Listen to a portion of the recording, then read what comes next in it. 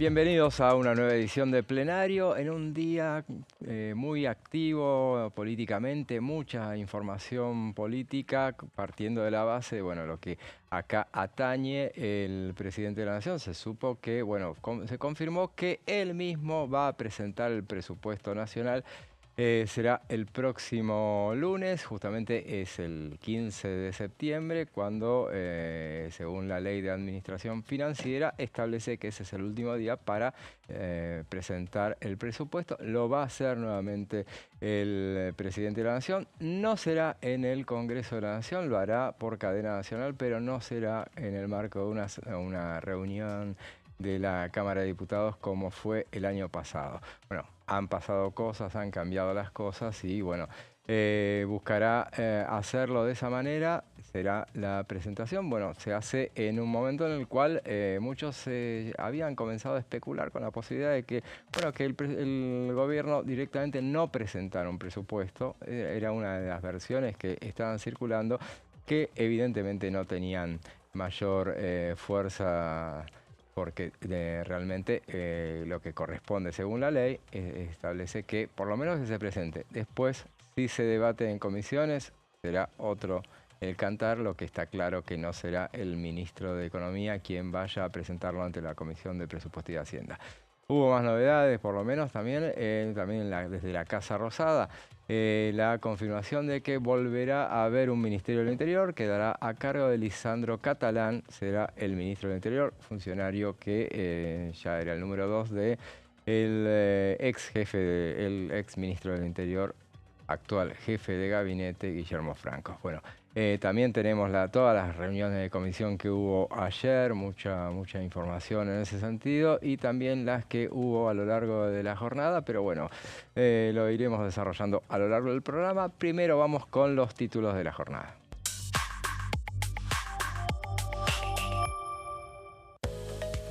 Comisión de Discapacidad. Se avanzó con la creación del programa Banco Azul para personas con TEA.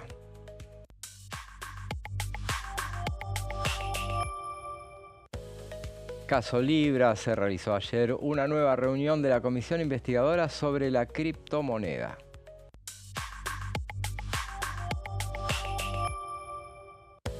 Y otra de las comisiones que hubo ayer, un plenario de las comisiones de Energía y Combustibles y Presupuesto y de Hacienda. Y con dictámenes de mayoría y minoría avanzan los proyectos de ley sobre hidrógeno verde y energías renovables. Esas son algunos de los títulos de esta jornada tan completa de información. Y ya les presento a quienes me acompañan, como todos los miércoles. Martín Bravo, ¿cómo estás? ¿Qué tal? Muy bien, José. ¿Qué tal, Sebastián? Sí, hay expectativa nuevamente por la presentación del presupuesto por parte del propio presidente el lunes.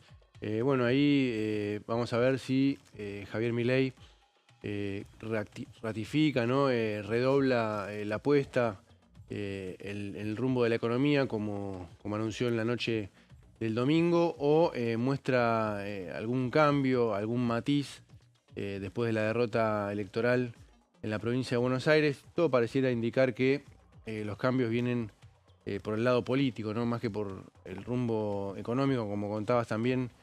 Nuevamente el Ministerio del Interior a cargo de Lisandro Catalán, estas reuniones, estas mesas con funcionarios del gobierno, con algunos aliados, la convocatoria de gobernadores, pero pareciera que por parte del presupuesto vendría por la misma línea. Hay que ver si esta vez hay negociaciones, tratamiento del presupuesto o una nueva prórroga de 2023, lo cual sería más inédito todavía, ¿no? Ya tenemos una doble prórroga. ¿No hay dos sin tres? Sería una triple, claro, o la tercera es la vencida. Claro. Alguna de las dos... Esperemos que sí. Alguna de las dos frases se va a cumplir. Hay que ver en este nuevo panorama político que dejó la elección del domingo y también la próxima del 26 de octubre. ¿Qué resuelve el presidente? Y también en estas horas se tienen que definir si el presidente veta o no algunos proyectos, algunas leyes sancionadas. bueno, discapacidad, presupuesto universitario, reparto de recursos para las provincias. Tiene hasta el viernes el presidente. Todo indica, según lo que dice en la Casa Rosada, que va a vetar nuevamente. Pero bueno, hay que esperar. Habrá que esperar, bueno, las noticias, el día que vence es el 11 de septiembre, así que, bueno, mañana no sé si es a las 12 de la noche, a las 12:01 de mañana o del Yo había escuchado que viernes. la cuenta daba el Me parece que viernes. puede ser que sea el viernes, Según habrá como que- tomes el día que entró, ¿no? el día que entró a la Mm. comunicación justamente a la Casa Rosada. Sebastián Díaz, ¿cómo estás? ¿Cómo estás, José? ¿Cómo estás, Martín? Bueno, evidentemente la decisión que tome en relación a esos hipotéticos vetos va a abrir distintos escenarios, ¿no? El presidente debe tomar una definición en relación a eso.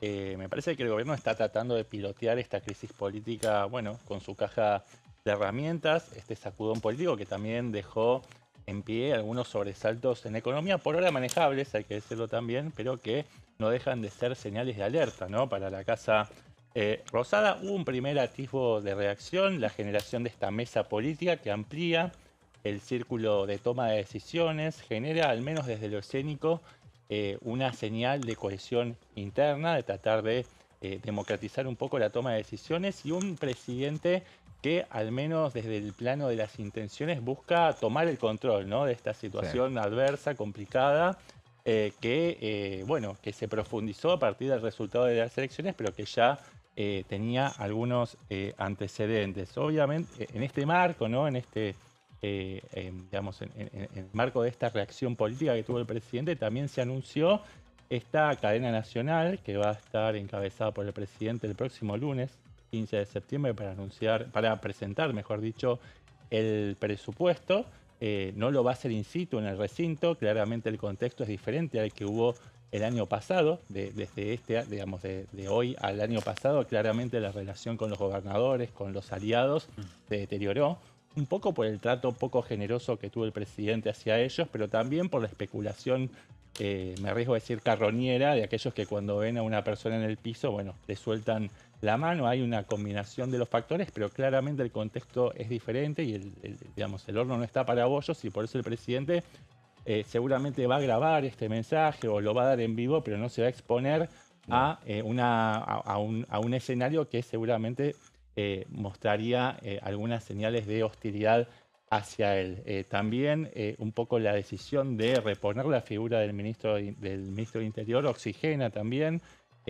Seguramente son señales que no son suficientes, pero son una primera respuesta a tratar de contener esta crisis política que se cristalizó sobre todo a partir del resultado demoledor en las últimas elecciones. A todo esto, bueno, la oposición también mueve sus fichas, se está mostrando muy activa en la Cámara de Diputados. Por ejemplo, trata de explotar y sacarle el jugo al máximo a la Comisión Investigadora Libre, porque es un tema con el que le puede hacer realmente daño al gobierno, porque tiene que ver con otro supuesto caso de corrupción que involucra a las altas esferas gubernamentales. También está tratando de generar una comisión investigadora del fentanilo contaminado. Y la otra cuestión en la que se puso en guardia la oposición tiene que ver con discapacidad. Ayer hubo una reunión de la Comisión de Discapacidad y allí el presidente de esa comisión, Daniel Arroyo, anunció, o mejor, dejó pistas de que la oposición va a hacer un seguimiento, un monitoreo permanente acerca de si el gobierno aplica la ley, ¿no? Esa es otra de las definiciones que tiene que tomar el Poder Ejecutivo, si va a aplicar la ley de emergencia en discapacidad o va a judicializarlo. Bueno, a partir de ahí se van a abrir distintos escenarios y bueno, son preguntas que por ahora no tienen respuesta. Veremos entonces, entre todas las preguntas que nos hacemos, está aquella que sí aparentemente tiene respuesta, que es lo que va a suceder con los vetos. La pregunta, en todo caso, en definitiva, si serán totales o parciales. Todo indica que serán los primeros totales. Pero bueno, hablando de una de esas leyes que son las que esperan una definición, es la de emergencia en salud pública. Ya los trabajadores del Garrahan anticiparon que, bueno, que si hicieron un pedido para que no sea vetada esta norma y, bueno, se ponen en guardia respecto de lo que vaya a suceder. Pero para hablarnos del tema, Martín preparó unas placas. Sí, así es, José. Vamos a ver cómo fue la votación en las dos cámaras, principalmente en la Cámara de diputados en esta Cámara, para ver, en el caso de que se confirme el veto, cómo vienen el escenario, para ver si la oposición puede rechazar ese veto con los 2/3 de los presentes, para ver si el oficialismo puede sostener el veto con 1/3. Ahí vemos cómo fue la votación en diputados. Recordemos, la emergencia es por 1 año, fue sancionada, tiene que ver con una recomposición salarial equiparable en valor real a noviembre de 2023, antes de que asumiera Milei, y bueno, mayores recursos también para insumos, medicamentos, vacunas, infraestructura. Eso un poco es lo que tiene que ver con la ley, ¿no? Hubo en diputados, se aprobó el 7 de agosto, hubo 159 votos a favor. Claro. Como sabemos, el número mágico para los 2/3 es 172. A la oposición le faltaron 13 votos, o es lo que tendría que conseguir para una nueva sesión, esos 13 votos.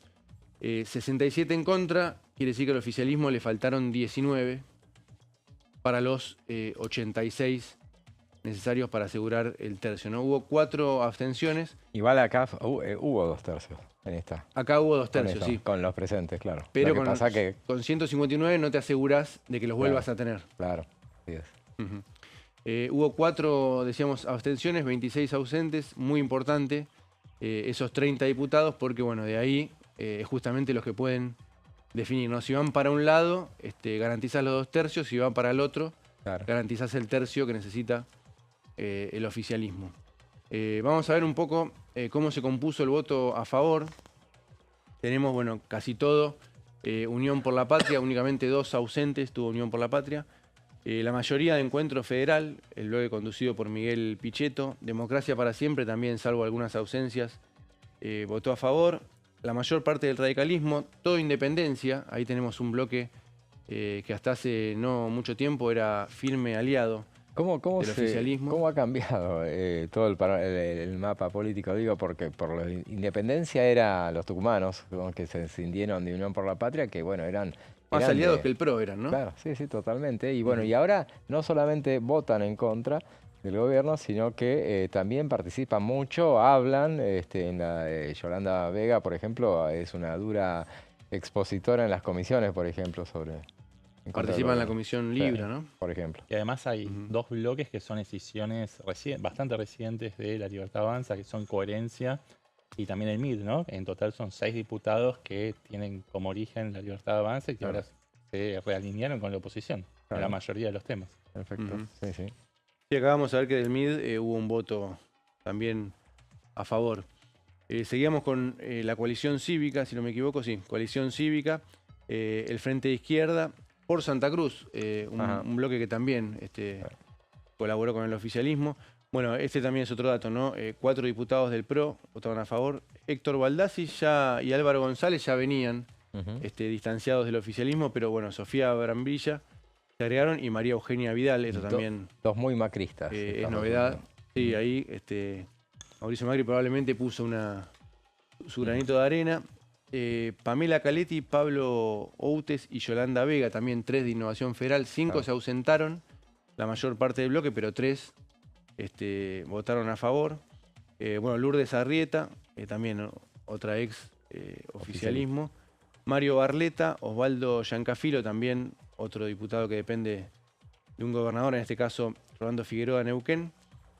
Roberto Mirabella, Defendamos Santa Fe, y Nancy Picón Martínez, también otra diputada que depende del gobernador de San Juan, Orrego, de Producción y Trabajo. Ahí tenemos la composición de esos, decíamos, 159 votos. Es difícil pensar que alguno se puede desprender, ¿no? De estos 159. El gobierno, bueno, puede negociar con los gobernadores, hay que ver esta nueva etapa de negociaciones con los gobernadores, pero en la mayor parte de la composición de este voto pareciera bastante firme. Vamos a ver los votos en contra. La Libertad Avanza, casi todo el bloque, hubo una ausencia. Los 23 del PRO, sacando estos que contamos a favor y también algunos ausentes.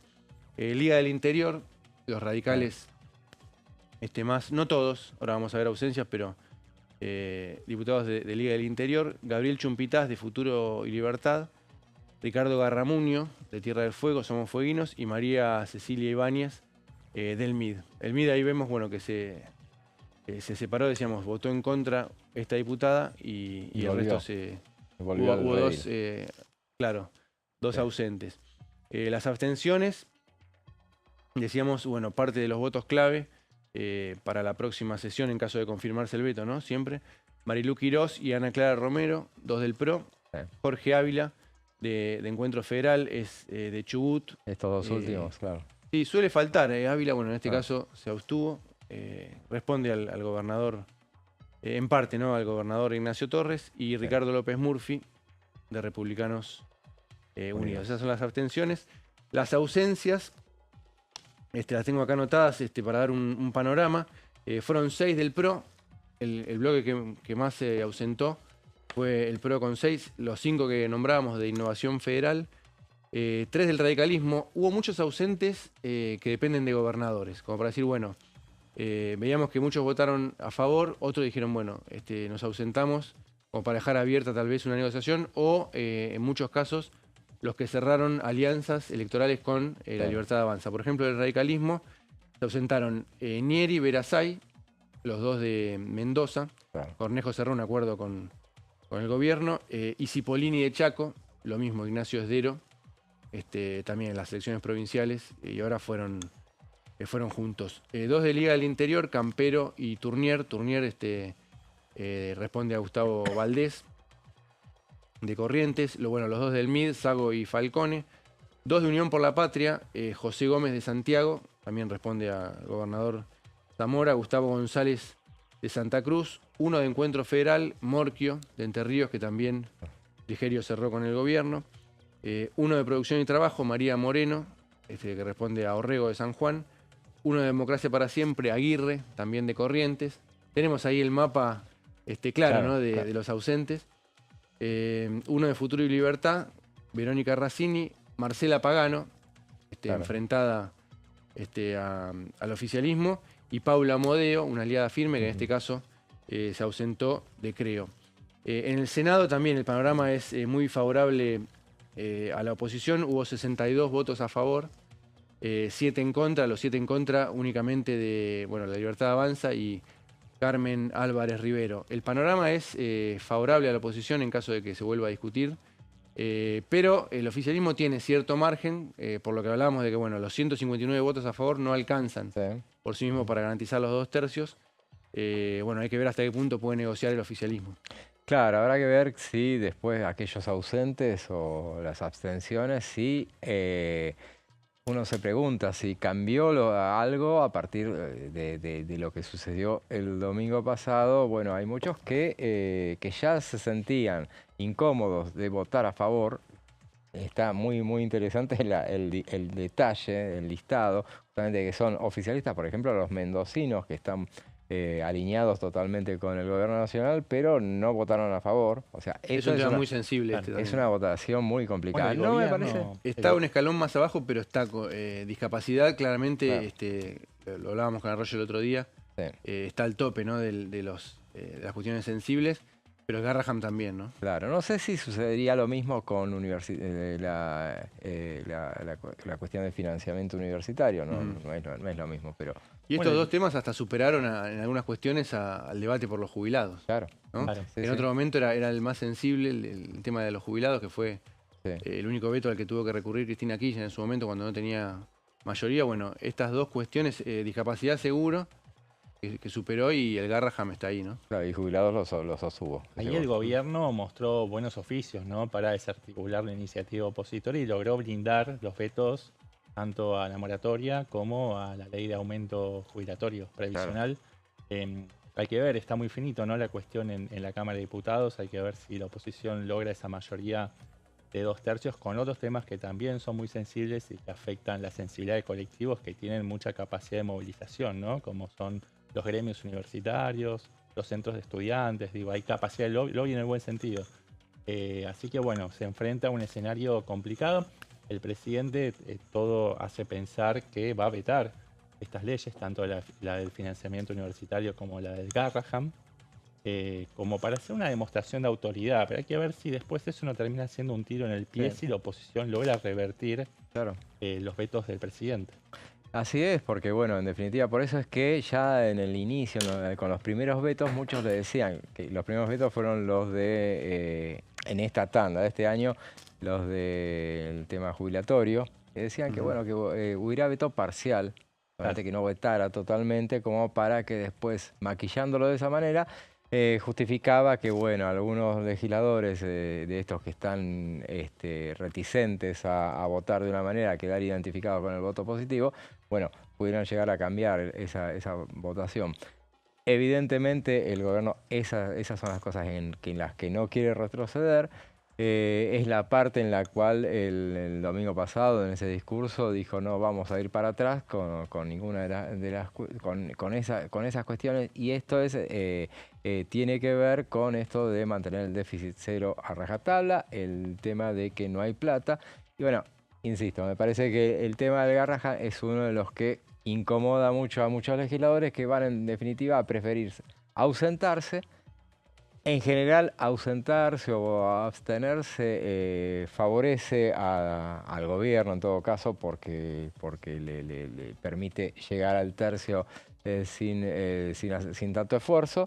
Pero bueno, me parece que en este caso le juegan cristaliza esta votación, ¿no? No, si los ausentes se mantienen y se mantienen los votos positivos, como decías, hubo 2 tercios. Claro. Se superó esa instancia. Mientras tanto, el gobierno trata de conseguir, de mantener, volver a retomar la agenda. Y ayer vimos un ejemplo con el tema del debate de la ley de hidrógeno verde y energías renovables. Y ahí consiguió, hacía rato que no veíamos una iniciativa del gobierno, que en realidad no es del Poder Ejecutivo, sino es de Martín Maquieira, hombre del PRO, pero que bueno, que impulsara una cuestión y que consiguiera un dictamen mayoritario para tratarlo. Lo que me dicen es que queda para el año que viene igualmente el tema, que no se van a arriesgar ahora a tratarlo, pero bueno. Lo que demuestra que hay matices dentro de la oposición y hay sectores que no quieren quedar pegados en todos los temas a la lógica del kirchnerismo duro de la izquierda, ¿no? Parece que es bastante más heterogéneo. Una oposición que tiene motivos para sentirse con ganas de desquitarse con el oficialismo, pero que de todos modos va a mantener sus banderas, digamos, la regla de conducta que tuvo hasta ahora, que es apoyar en aquellas cuestiones que piensan que está bien direccionado el cambio que propone el gobierno nacional, y en aquellas otras, bueno, le va a dar la espalda, como hasta ahora. Así es. Bueno, ahora vamos a una breve pausa y después seguimos con más plenario.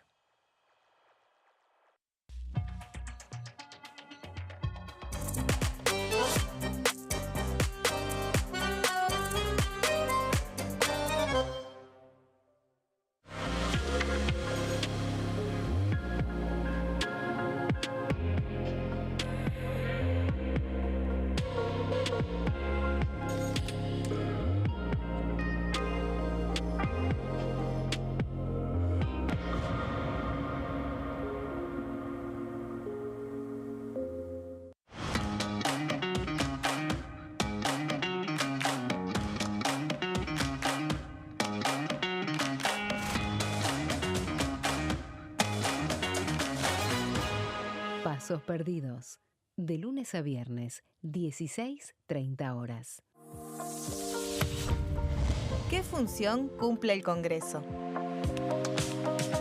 El Congreso ejerce su función legislativa a partir de la deliberación y sanción de leyes que busquen el bien común de todos los habitantes.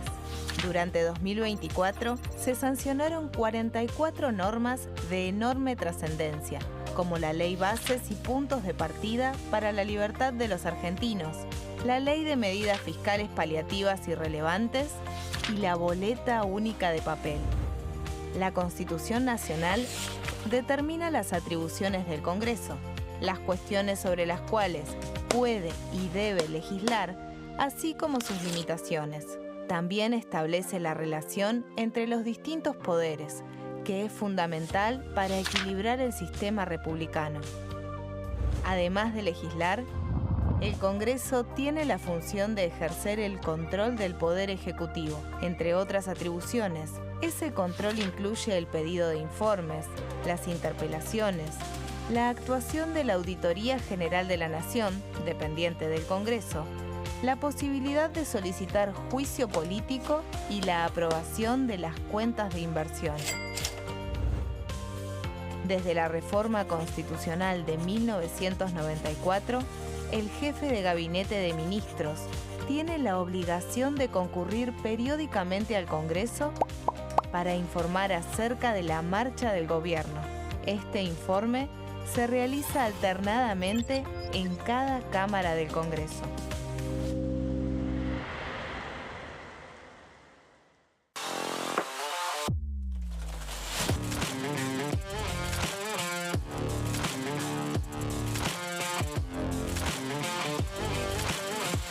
Orden del día, de lunes a viernes, 11 horas.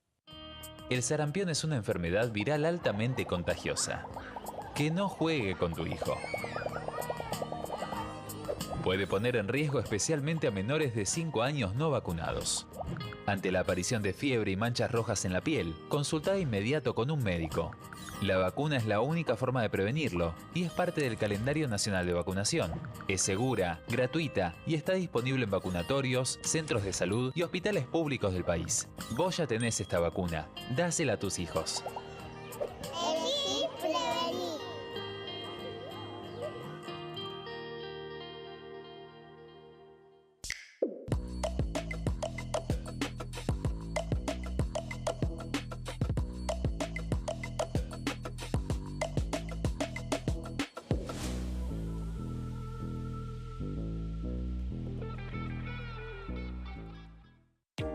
¿Qué se vota este año? El domingo 26 de octubre se realizarán elecciones legislativas para renovar parte del Congreso de la Nación. La Cámara de Diputados se renueva por mitades cada 2 años. Este año se elegirán 127 diputados. La cantidad de bancas asignadas a cada distrito se determina en función de la población de cada provincia, asegurando un mínimo de 5 diputados para aquellas con menor cantidad de habitantes. En tanto, el Senado está conformado por 72 integrantes y cada 2 años se renuevan por tercios. Este año finalizan su mandato 24 senadores que fueron electos en 2019. ¿Qué elige cada región en la elección nacional? Región Noroeste, NOA. Jujuy renueva 3 bancas en la Cámara de Diputados. Salta renueva 3 bancas en el Senado. Renueva 3 bancas en la Cámara de Diputados. Catamarca renueva 3 bancas en la Cámara de Diputados. Tucumán renueva 4 bancas en la Cámara de Diputados. Santiago del Estero renueva 3 bancas en el Senado. Renueva 3 bancas en la Cámara de Diputados. La Rioja renueva 2 bancas en la Cámara de Diputados. Región Noreste, NEA. Formosa renueva 2 bancas en la Cámara de Diputados. Chaco renueva 3 bancas en el Senado. Renueva 4 bancas en la Cámara de Diputados. Misiones renueva 3 bancas en la Cámara de Diputados. Corrientes renueva 3 bancas en la Cámara de Diputados. Región Cuyo. San Juan renueva 3 bancas en la Cámara de Diputados. San Luis renueva 3 bancas en la Cámara de Diputados. Mendoza renueva 5 bancas en la Cámara de Diputados. Región Pampeana. Santa Fe renueva 9 bancas en la Cámara de Diputados.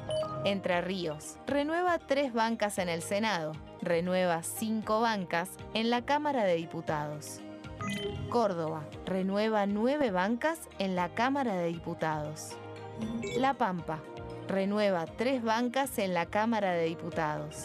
Buenos Aires renueva 35 bancas en la Cámara de Diputados. Ciudad Autónoma de Buenos Aires renueva 3 bancas en el Senado. Renueva 13 bancas en la Cámara de Diputados. Región Patagónica. Neuquén renueva 3 bancas en el Senado. Renueva 3 bancas en la Cámara de Diputados. Río Negro renueva 3 bancas en el Senado. Renueva 2 bancas en la Cámara de Diputados. Chubut renueva 2 bancas en la Cámara de Diputados. Santa Cruz renueva 3 bancas en la Cámara de Diputados. Tierra del Fuego, Antártida e Islas del Atlántico Sur renueva 3 bancas en el Senado. Renueva 2 diputados nacionales.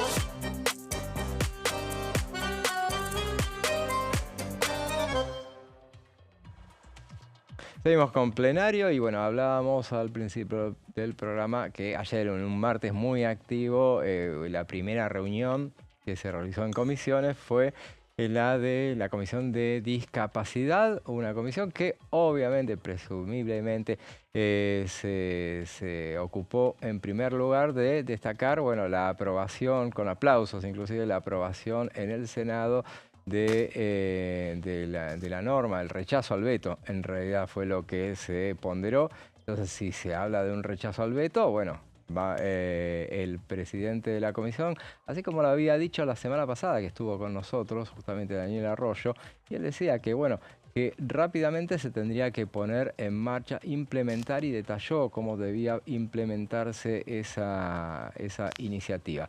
Bueno, para hablar sobre el tema, justamente de darnos un detalle de lo que sucedió allí, Sebastián, que estuvo presente en esa comisión, a ver, nos va a contar todo. Y el Senado se tomó unos días, un par de días, para comunicar formalmente al Poder Ejecutivo sobre la vigencia, ¿no?, de la ley de emergencia en discapacidad. Y el gran interrogante ahora tiene que ver con si el gobierno va a aplicar efectivamente esta norma, que salió con el apoyo abrumador de la oposición y de sectores que fluctúan en el medio, o si va a desconocerla y va a intentar la vía de la judicialización, ¿no? En este marco, la Comisión de Discapacidad, bueno, adquirió mucha vitalidad, mucha relevancia, es manejada por la oposición, ¿no? El presidente es Daniel Arroyo, diputado nacional de Unión por la Patria. El vicepresidente es Alejandro Vilca, del Frente de Izquierda, y obviamente le están dando un protagonismo a esta comisión que, entre otros objetivos, tiene o va a intentar velar por el cumplimiento efectivo de la ley de emergencia en discapacidad. Lo anunció el propio Arroyo al comenzar esta reunión de comisión, diciendo que desde la comisión van a arbitrar mecanismos para hacer un monitoreo exhaustivo, minucioso, al detalle de la puesta en marcha inmediata de esta ley, y dijo claramente que, lo dijo también cuando lo tuvimos como invitado hace unos días nada más, creo que fue el lunes, que el gobierno no tenía ningún margen para incumplir la aplicación, la implementación de esta ley.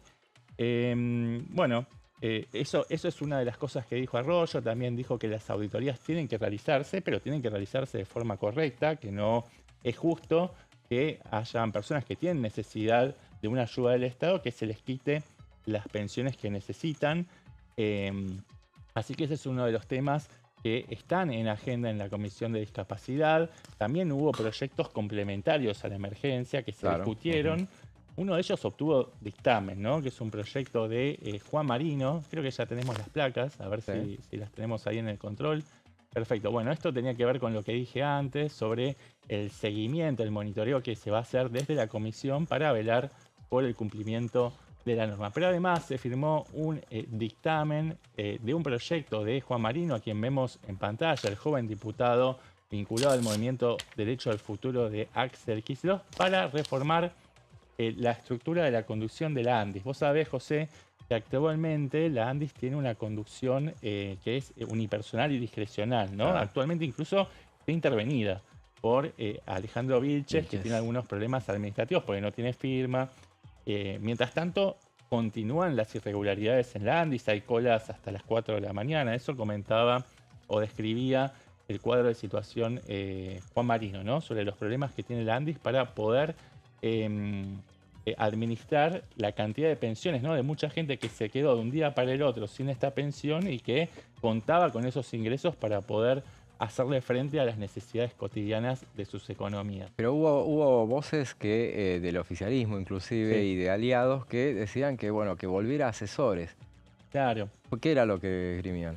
Y ese fue puntualmente un comentario, una observación que hizo Gerardo Wesen, que es el diputado libertario de la provincia de Tucumán, que consideraba que se estaba haciendo un trámite express Claro. en cuanto a la firma de este dictamen del proyecto de Juan Marino y que era necesario analizarlo más detenidamente, poner las barbas en remojo, que se pase a asesores, ¿no? Con la idea de frenar el avance de este proyecto. Bueno, obviamente el diputado Arroyo pasó por alto estas advertencias y siguió adelante con este trámite. Ahora bien, este proyecto tiene también giro de la Comisión de Asuntos Constitucionales, pero ya vamos a llegar a eso. Primero terminemos de detallar,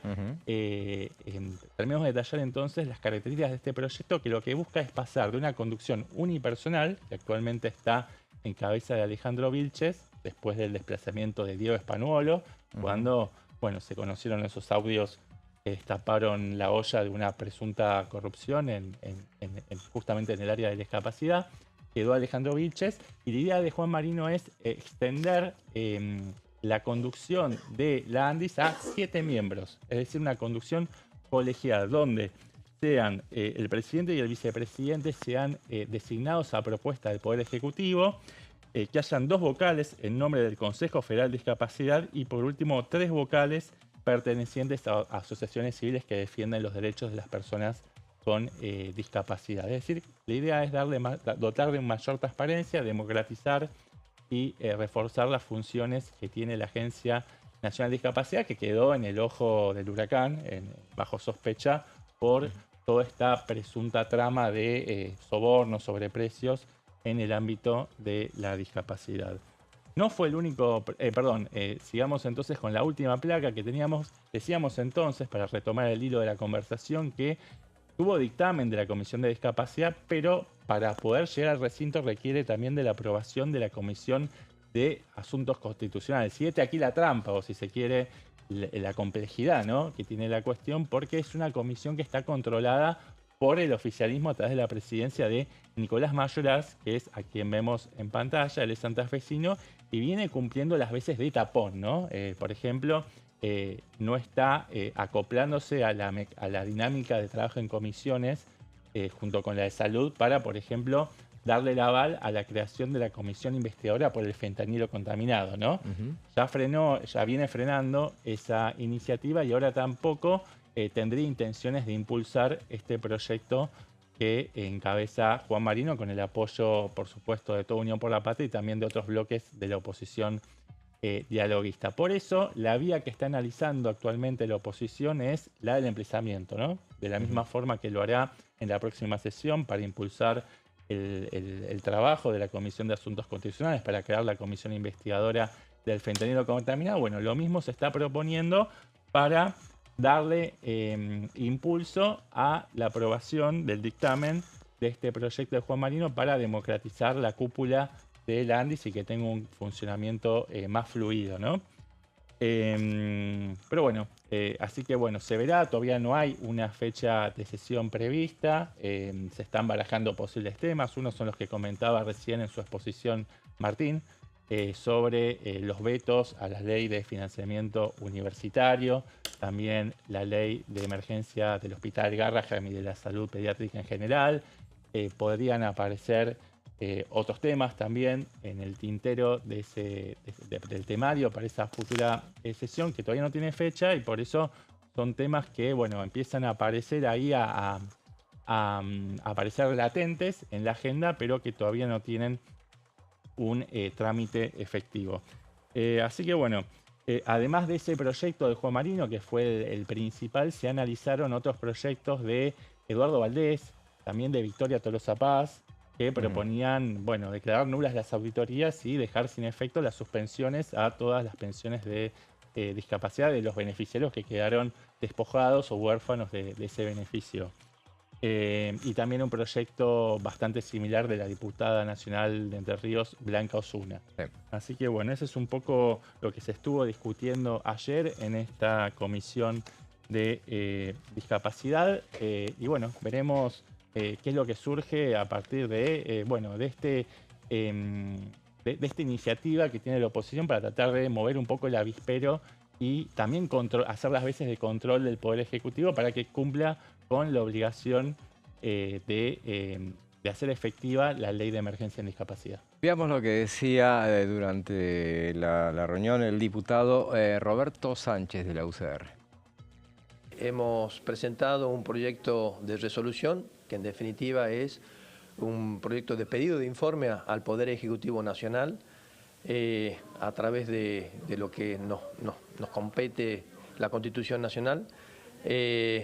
Por los hechos últimos que han sucedido y los audios que hemos escuchado, en el caso donde están involucrados personas que trabajaban en el Andis y que nombran a algunos empresarios por el hecho de que se cometían sobreprecios en las compras de estos medicamentos.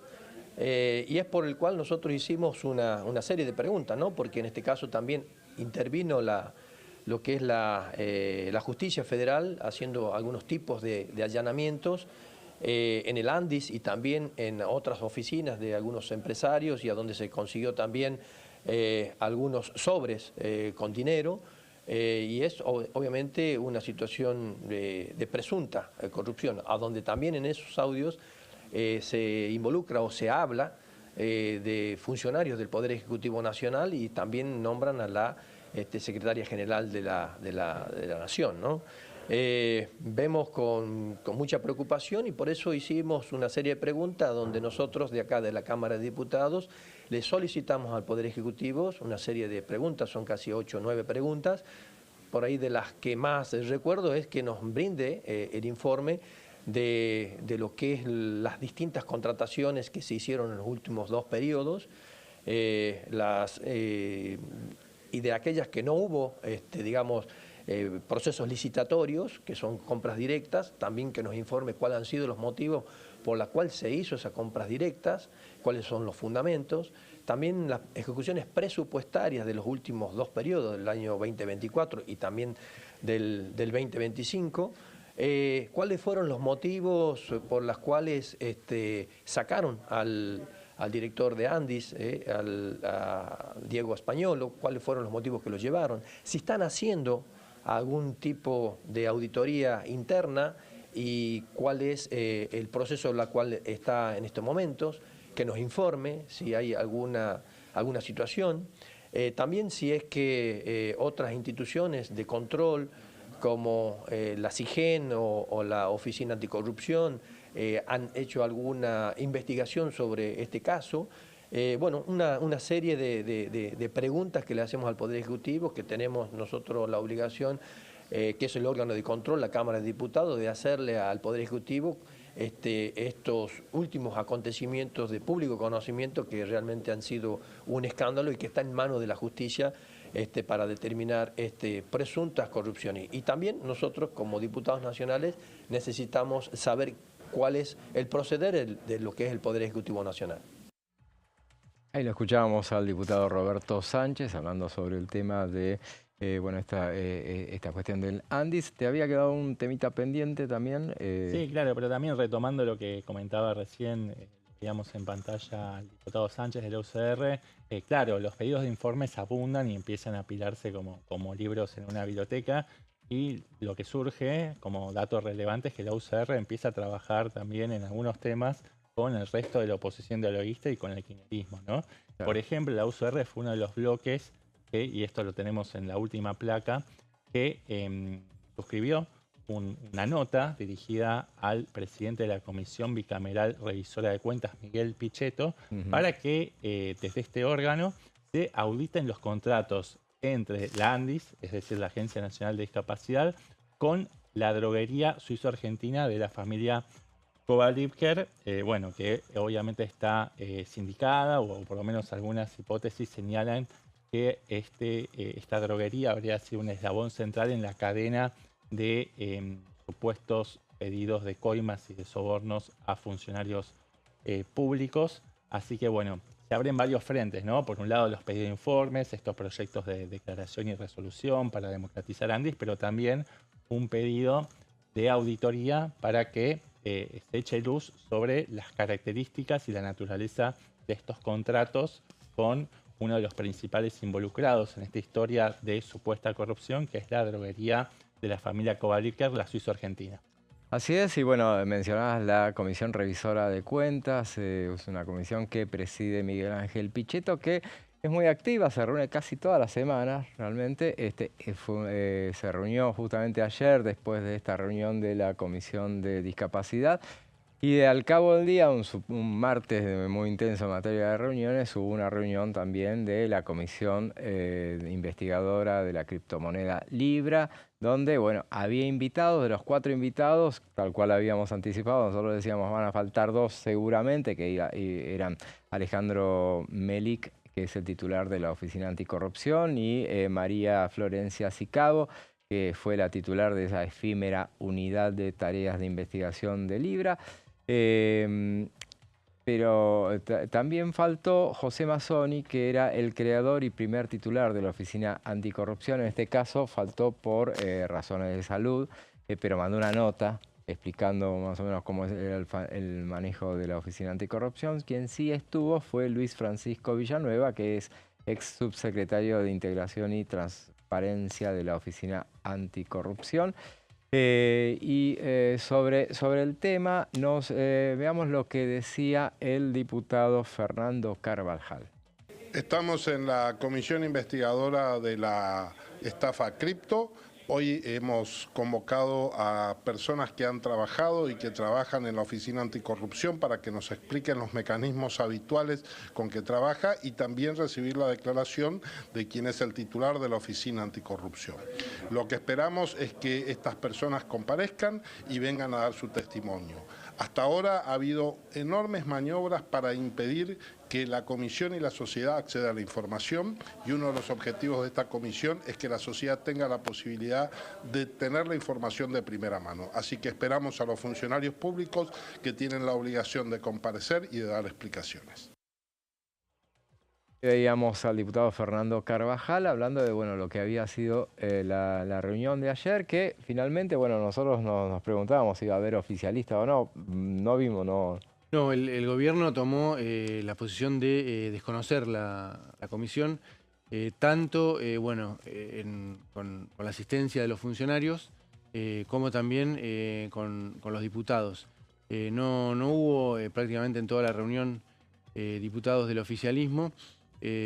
Tampoco el único invitado no tenía que ver con el gobierno, es decir, tampoco tenían Claro, había sido funcionario del gobierno anterior, ¿no? Como subsecretario de Integración y Transparencia de la Oficina Anticorrupción. Y fue muy crítico respecto de la participación de la Oficina Anticorrupción en este caso.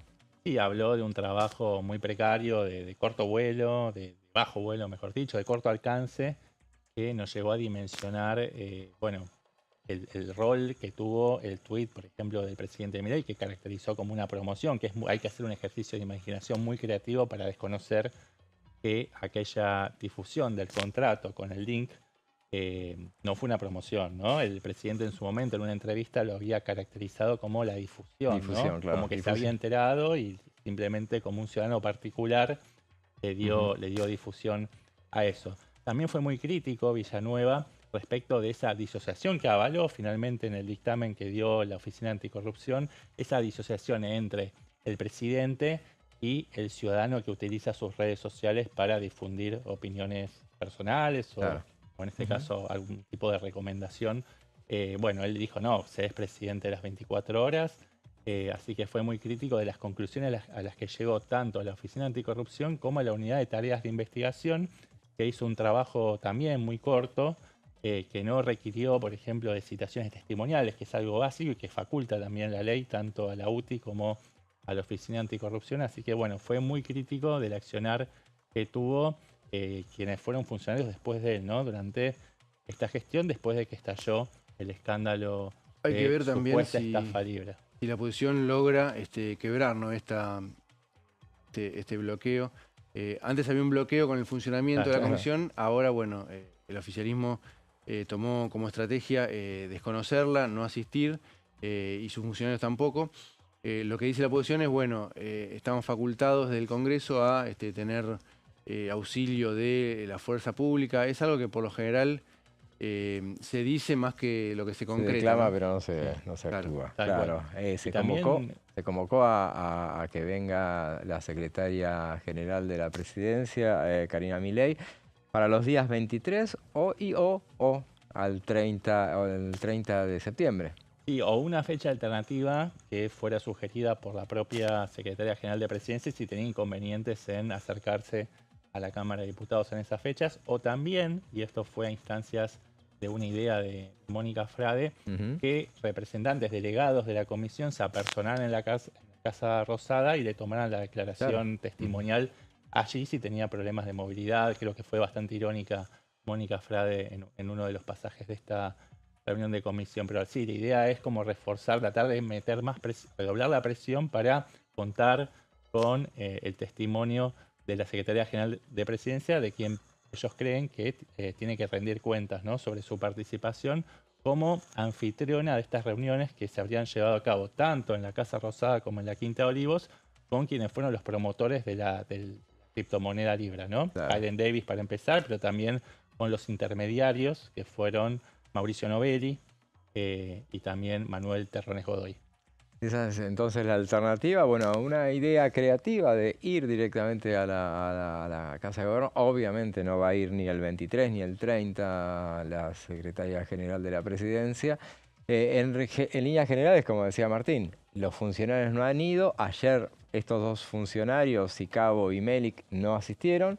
Y tampoco vinieron los ministros Cuñol y Varona y Luis Caputo, cuando en su momento se los quería interpelar. El único que sí fue interpelado fue Guillermo Franco, que sí se prestó a esa... Fue la decisión del gobierno, ¿no? Claro.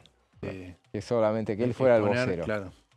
De alguna manera. Pero además, ayer denunciaron artilugios que habrían sido utilizados por estos funcionarios, sobre todo el titular de la Oficina Anticorrupción, Melik, que aparentemente le trataron de acercar la notificación de que estaba siendo citado y se la tuvieron que colgar en el picaporte de la puerta porque no tenía ni siquiera intenciones de recibirlo con sus propias manos. Claro.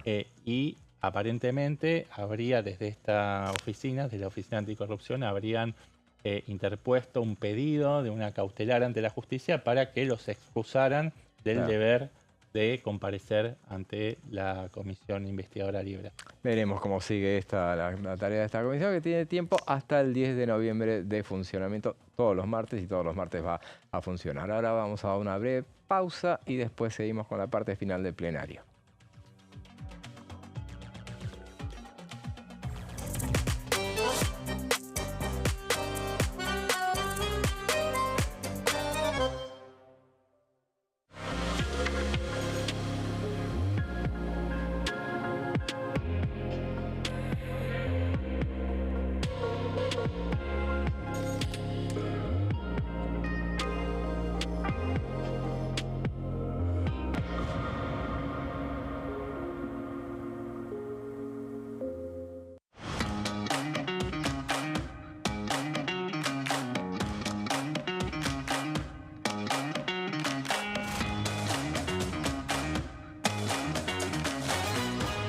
Pasos perdidos.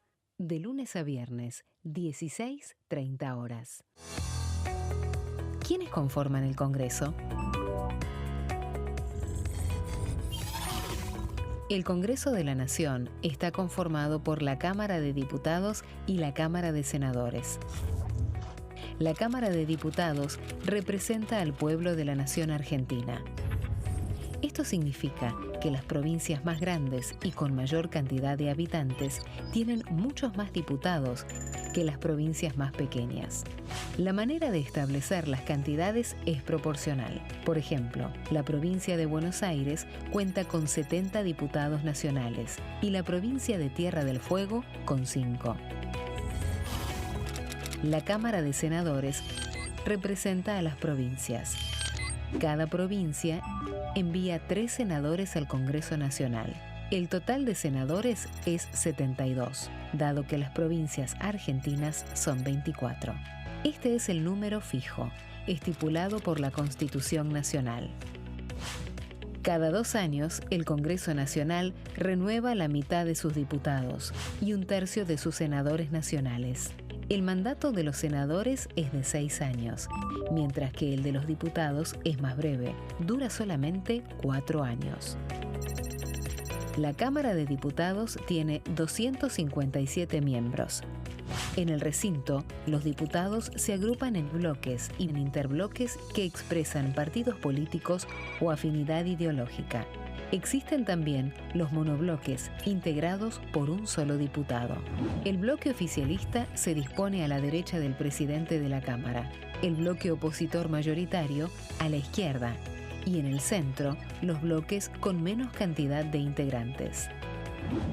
Son requisitos para ser diputado: tener al menos 25 años, 4 años de ciudadanía argentina, haber nacido en la provincia por la que se postula o haber residido en ella los 2 años precedentes.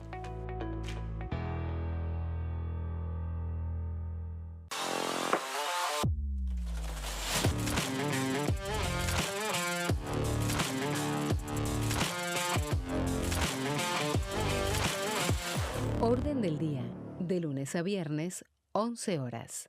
El domingo 26 de octubre son las elecciones nacionales. Por primera vez vamos a votar con la boleta única de papel, BUP. ¿Cómo es la nueva boleta?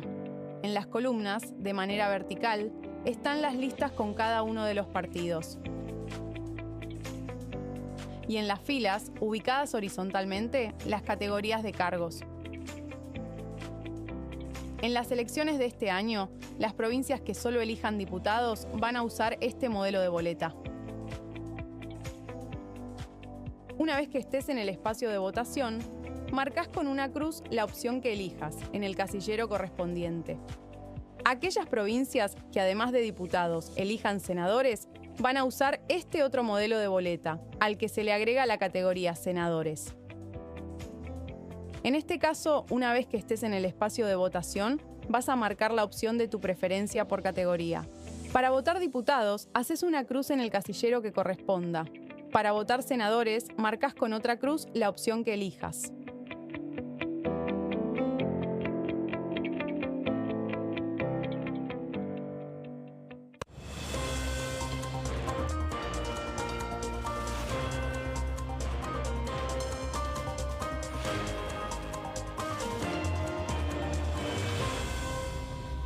Consenso, de lunes a viernes, 12 horas.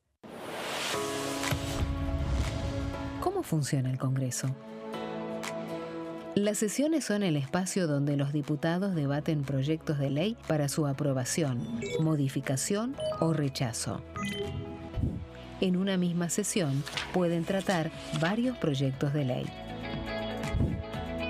Las sesiones ordinarias comienzan el 1 de marzo, cuando el presidente de la Nación inaugura el periodo ante la Asamblea Legislativa, y se extiende hasta el 30 de noviembre. El Poder Ejecutivo puede convocar a sesiones extraordinarias o prorrogar las sesiones ordinarias. La sesión es dirigida por el presidente de la Cámara de Diputados, que administra el uso de la palabra y las distintas instancias del funcionamiento.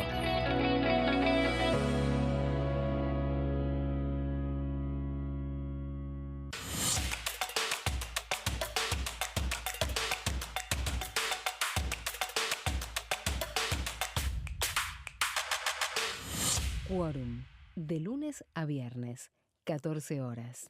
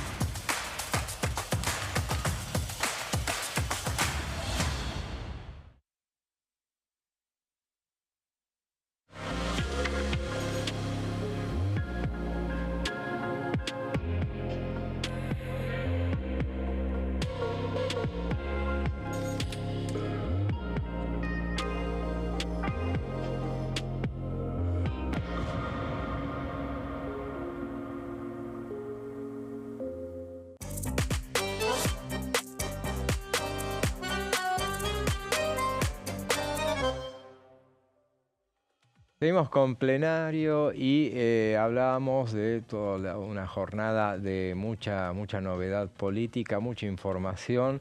Bueno, el anuncio de cuándo será la presentación del presidente de la Nación del presupuesto nacional, que, aclarémoslo, en realidad en general no lo presentan los presidentes, lo presentan los ministros de Economía y en realidad no es el 15 de septiembre, sino que el 15 de septiembre se conoce el texto.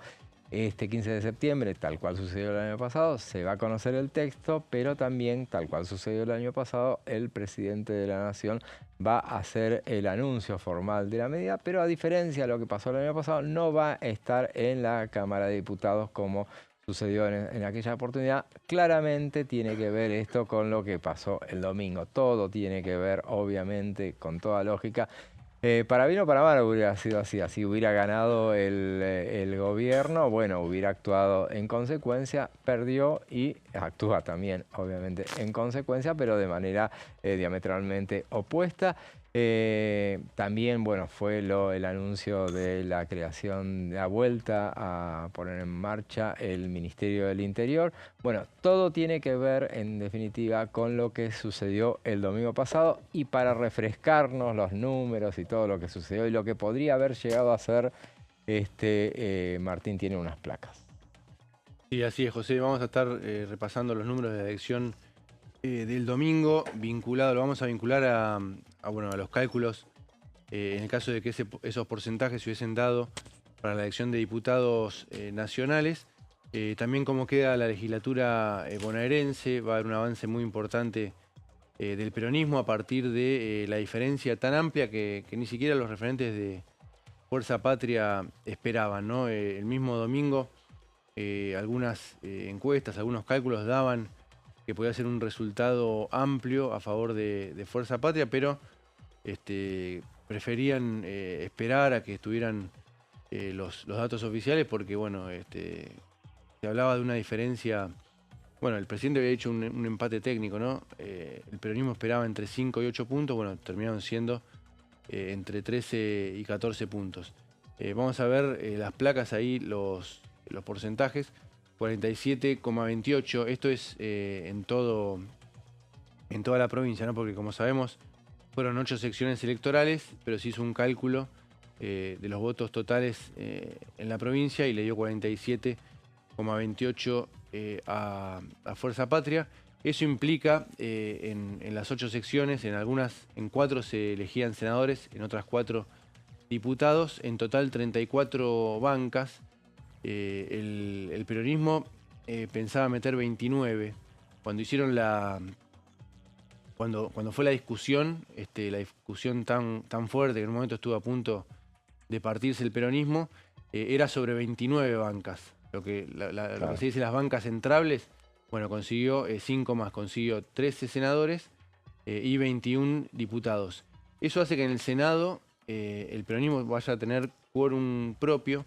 Va a tener 24 senadores de 46 totales, es decir, más de la mitad. Después hay que ver, se tienen que poner de acuerdo entre ellos, eso claro. es otro tema, ¿no? Pero no tiene que recurrir, si están todos de acuerdo, no van a tener que recurrir a la oposición en el Senado. Claro, pero reiterar lo que acabas de decir, justamente se tiene que poner de acuerdo, porque bueno, no ha tenido buena relación con la Cámpora, por ejemplo. El sector, claro, está por un lado los legisladores que responden directamente a Kicillof, que son la minoría. No va a cambiar sustancialmente, sí va a mejorar un poco la situación de Kicillof, pero no es que va a tener la mayor parte del bloque. La mayor parte responde a Cristina y a Máximo Kirchner. También están los senadores del Frente Renovador, que responden a Massa, y algunos alineados con Juan Grabois. Así que bueno, tienen que ponerse de acuerdo todas esas tribus del peronismo y ahí sí, tienen quórum justo, no les sobra, no, justo, 24 de 46, claro. Uno más de la mitad. En diputados mejoran, pero no llegan, siguen siendo primera minoría, van a tener 39 diputados, Fuerza Patria, y van a estar a 8 del quórum. Van a negociar principalmente con estos libertarios blue que decían, que se dice, los que se desprendieron de la Libertad Avance, bueno, algunos radicales como viene haciendo hasta ahora Kicillof. La Libertad Avanza sacó 33,8 71, un porcentaje menor a lo esperado. Bueno, se puede decir que es el porcentaje, el tercio que compone el núcleo duro del oficialismo. El porcentaje de las PASO de 2023, el porcentaje de la general de 2023. Digamos, esta vez no pudo ir más allá. Se esperaba más porque tiene adentro al PRO. O a buena parte del PRO, ¿no? Hubo algunos macristas díscolos que armaron aparte, ¿no? Pasaglia, Petreca, pero tiene buena parte del PRO adentro, no, eso no hizo una diferencia. Hay que ver dónde estuvo la fuga, en ¿no? el porcentaje. En términos sociológicos, porque hay quienes dicen que, bueno, que el PRO no aportó demasiado, y otros que dicen que al revés, que el votante de Patricia Bullrich estuvo aportando a este 33%, y que la fuga vino de parte de los jóvenes rebeldes, digamos, del conurbano, populares, que en su momento vieron en Javier Milei un emergente que los podía convocar, ¿no? Entonces no queda claro si la fuga vino por el lado del PRO o por el lado de la Libertad Avanza. El peronismo repitió la cantidad de votos de elecciones legislativas anteriores. Puede ser que la pérdida de votos haya estado en el ausentismo, ¿no? Claro. Un poco más del 60% de presentismo, y bueno, eso terminó favoreciendo más de lo que al se peronismo. esperaba. Era un poquito más de lo que se esperaba, ¿no? Claro, algunos el peronismo tenía el temor de que estuviera abajo del 60%. Terminó favoreciendo por lo que empujaron los intendentes y por esta vez el voto bronca se dirigió a los que fueron a votar. Votaron más en contra del gobierno nacional. Claro, que era contrariamente a lo que pensaba el gobierno. El gobierno, recordemos, el cierre de campaña, el presidente de la Nación, allá en Moreno, dijo, bueno, vayan a votar, lo dijo 7 veces, insistió con el tema de que fueran a votar, convencido de que, bueno, cuantos menos fueran a votar, los que faltaban eran aquellos desencantados del presidente. Claro. Al final fueron a votar, pero con más ganas aquellos que querían votarle en contra, parece. Claro, el gobierno pensaba que si iba más gente a votar, iba a votar en contra de la gestión bonaerense de Kicillof, pero lo que había hecho el gobierno era nacionalizar. No que se discutiera la gestión provincial, sino que se discutiera la gestión nacional, que fuera un plebiscito de la gestión nacional. Era también la preocupación de Cristina Kirchner. ¿Sabes qué? Cristina Kirchner no quería el desdoblamiento para decir, no, te van a discutir la provincia de Buenos Aires y te va a ir mal. Por eso desde el kirchnerismo le están diciendo a Axel Kicillof, no te la creas tanto, porque el porcentaje, ese 47%, se explica más como un voto bronca hacia la gestión nacional que como un plebiscito a tus propias políticas. No te la creas tanto, ni te comas el postre, porque todavía falta un montón. Y el mérito, en todo caso, fue el armado de unidad entre las distintas tribus, pero no, en particular, el aporte de Axel Kicillof, que fue quien logró imponerse a la hora de trazar la estrategia electoral. Logró doblegar a la Cámpora en el sentido de que pudo desdoblar las elecciones, ¿no? La fecha de las elecciones. Imagínate lo que dicen del lado de Kicillof sobre ese... Esa observación, ¿no? Claro, sí, imagínate. ¿Qué dice? No, terrible. Imagínate. Imagínatelo, claro. Escuchaba yo hoy a Joaquín de la Torre, que jugó solo ahí en San Miguel y tuvo sus buenos votos y acertó bastante en lo que él anticipaba que iba a pasar lo que pasó. Y hacía un razonamiento interesante, siendo él un hombre del peronismo que estuvo con Cambiemos durante la gestión de María Eugenia Vidal, después tuvo un brevísimo pasaje por, al principio, más el hermano que él, por La Libertad Avanza. Así, pero él decía, por ejemplo, que a diferencia de lo que había hecho durante la gestión de Cambiemos, o sea, la gestión de Cambiemos, consideraba muy necesario, ultra necesario, ganar las elecciones intermedias. Recordemos, hacía 100 años que un gobierno no peronista no terminaba el mandato. Entonces, bueno, necesitaba ganar las elecciones intermedias y por eso fue el gradualismo que dijo, bueno, ir aplicando las medidas de manera gradual. Porque 2017 fue el mejor año en cuanto a resultados económicos. Y lo comparaba con esta gestión que directamente dijo, no, bueno, vamos a aplicar, no nos importa, vamos a aplicar, no vamos a ser electoralistas, vamos a aplicar el ajuste de entrada. que fue lo que después Macri se levantaría, qué sé yo. Pero él contaba de la Torre que, bueno, aplicaron ahora el ajuste de entrada, pensando justamente que para 2027, siempre decía, apuntaban a 2027, no interesaban las elecciones intermedias. Y decía, hubo un vuelco que 4 meses antes cambiaron el discurso y dijeron, si las elecciones intermedias son clave, necesitamos ganarlas sí o sí, y el gobierno fue el que la nacionalizó. Dio resultado en la ciudad. Claro, dio muy buen resultado en la ciudad, sí. Pero bueno, no, fue lo contrario en este caso, ¿no? Sí. Tenemos otras dos fuerzas que sacaron, se ubicaron en tercer y cuarto lugar. Somos Buenos Aires, armado de radicales, peronistas no kirchneristas, algunos macristas, díscolos y vecinalistas, sacó 5,25, tuvo un buen resultado en algunas secciones, pero menor a lo esperado, ¿no? En la segunda, en la cuarta, 5,25. Yo pensaba que ganaban. ¿Cuál pensaban que ganaban? Y la cuarta, esas dos, la cuarta y la segunda. ¿Y cuánto les faltó? Y no, ninguna, las dos ganó Unión por la Patria. Sí, pero... cerca, pero no pudieron ganar. Sí. Fue mejor de lo esperado ahí también el resultado del peronismo. Claro. Evidentemente hubo, el peronismo canalizó a los que querían que no ganara la Libertad Avanza, ¿no? Porque bueno, también ganaron en La Plata, el peronismo en 6 de las 8 secciones. El peronismo siempre tenía garantizada la tercera, y después alguna más, la primera.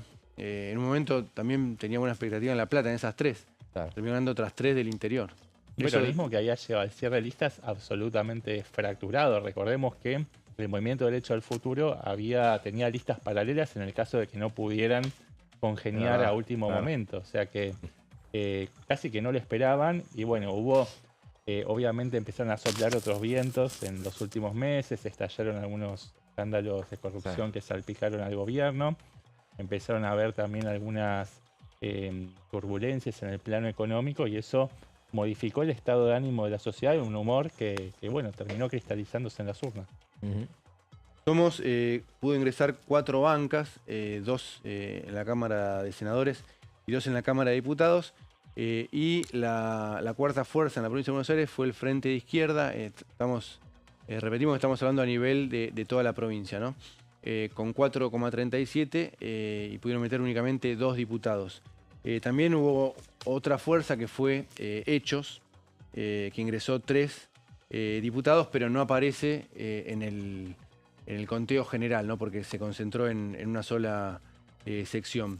Sí. Bueno, ahora vamos a ver qué hubiese pasado si hubiesen sido las elecciones unificadas con este porcentaje o si se repitiera algo que de los dos sectores, no tanto del gobierno como del peronismo, dicen que es muy difícil que pase si se repitiera este resultado el 26 de octubre. Bueno, con el sistema DON, que no fue el sistema del domingo, Fuerza Patria hubiese ingresado 19 diputados nacionales.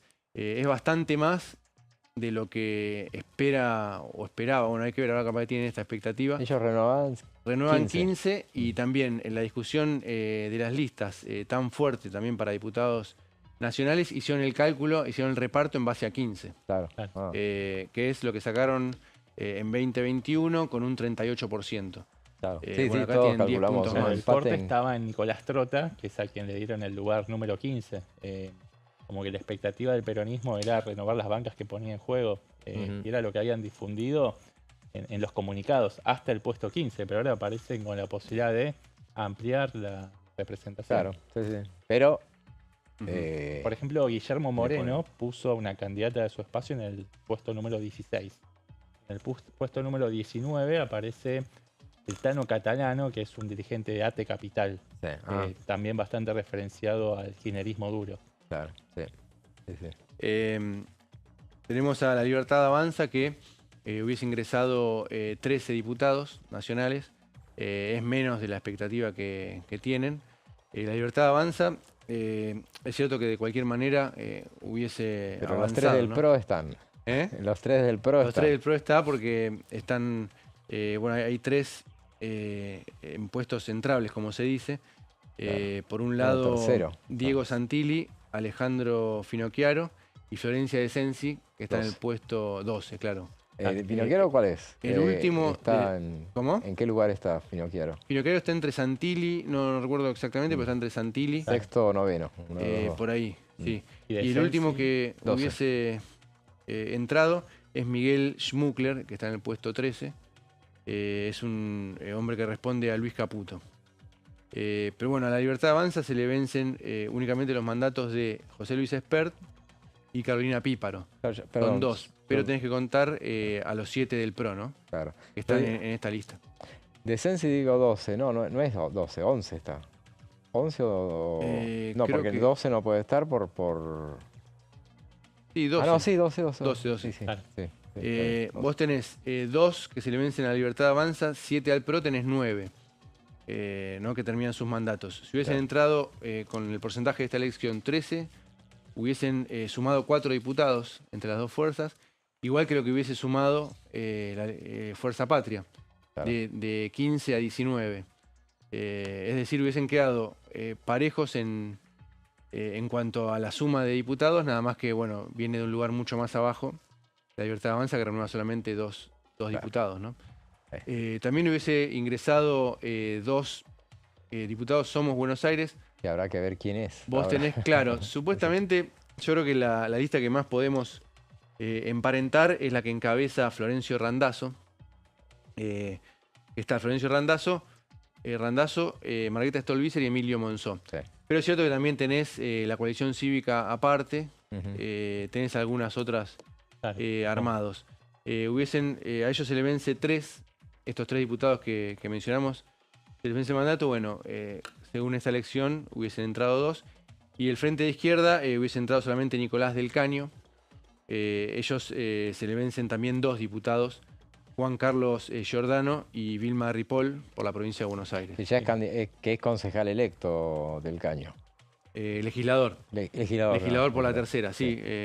Va a tener que elegir. Va a tener que elegir, sí. Sí, ¿qué elegiría? Y para terminar, algunos puntos de por qué desde los 2 espacios principales no consideran que vaya a ser, que es muy difícil que se vaya a repetir el porcentaje y la diferencia. Por un lado, no votan los extranjeros, Sí. como mencionábamos ayer, es cerca de más de 1 millón de electores. Y también, bueno, por el peso que van a tener, se supone, los intendentes, que va a ser menor, ¿no? Ya el domingo, además de legisladores provinciales, como sabemos, se eligieron con la boleta de concejales, que son claves para los municipios. Claro. Muchos fueron candidatos testimoniales en el conurbano. Bueno, hay que ver los intendentes, por supuesto, dicen que no se van a desentender de la elección, pero hay que ver si juegan tan fuerte. Ya no tanto. Así que bueno, hay que ver. Después, bueno, también va a depender mucho de cómo sigue la economía para el gobierno, ¿no? Hablas de la economía y bueno, obviamente la economía, el arma fundamental del gobierno, el arma electoral, obviamente, es la inflación, la baja de la inflación, y acaba de conocerse la inflación del mes de agosto, dio 1.9, igual que el mes de julio. Ahí vemos todo el desarrollo, cómo viene bajando desde el año pasado hasta el presente. Había pegado, bueno, en julio había pegado un respingo. Pero estos 2 meses son los que corresponden al aumento del dólar, en realidad, y bueno, fueron absorbidos bastante por la inflación, ¿no? Los precios, digamos, no por la inflación, sino los comerciantes, digamos, no lo aplicaron, evidentemente, porque bueno, muchos temían, cuando en julio dio 1.9, decían, bueno, que en agosto podía impactar más fuertemente, pero bueno, no movió demasiado. Son 33.6 el acumulado, así que bueno, en este sentido, y ahí vemos desde el pico que fue en marzo de 3.7, después ha ido bajando hasta en mayo fue 1.5, ese fue el piso hasta ahora que alcanzó. El gobierno especulaba hasta hace un tiempo con llegar a un punto de inflación en el mes para las elecciones, o sea, en lo que correspondía al mes de septiembre. Veremos a ver si Claro, septiembre que se anuncia en octubre.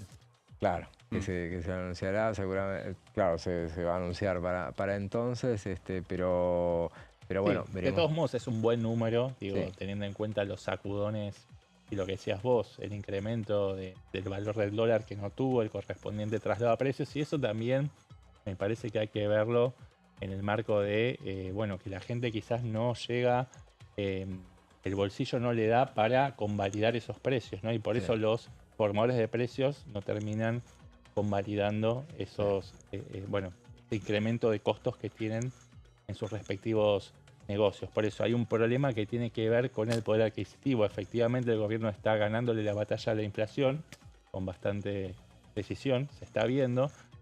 Cayó de un 200% de inflación en el 2023 a un 32%. Es un poroto que se pueda notar, pero el poder adquisitivo viene desplomándose, viene deteriorándose mes a mes, y un poco le pasó factura la población a través de los resultados electorales en la provincia de Buenos Aires, ¿no? Donde están los mayores bolsones de pobreza, sobre todo en el conurbano.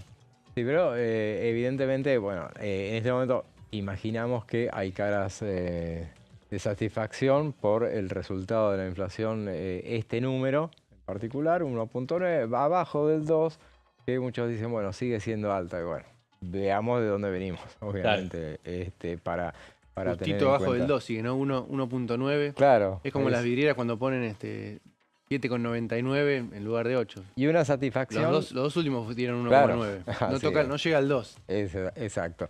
Y una satisfacción es seguramente haber mantenido el dólar bastante tranquilo a partir de, bueno, el salto que había pegado el lunes, que después se retrajo un poco y por lo menos de momento vienen dominando Sí, se esta pudo situación. contener la situación, pero sí se llegó a una situación de tensión en el sentido de que el Ministerio de Economía tuvo que volver a intervenir, ¿no? Sobre el dólar. Esa es una situación que no esperaban en tan poco tiempo, ¿no? Antes de las elecciones del 26 de octubre se está produciendo eso.